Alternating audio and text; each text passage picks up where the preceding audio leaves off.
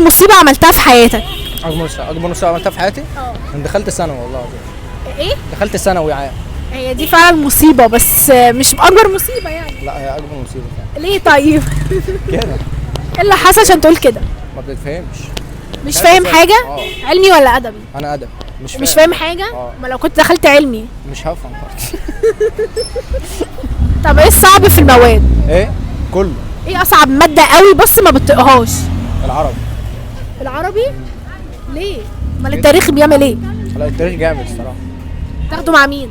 مع مين؟ مع علاء العراقي. لا يبقى كده جامد. طب ايه بالنسبه لك اسهل ماده؟ العاب. الايه؟ العاب. اسهل ماده الالعاب؟ فعلا ما بيعملش فيها مجهود طبعا.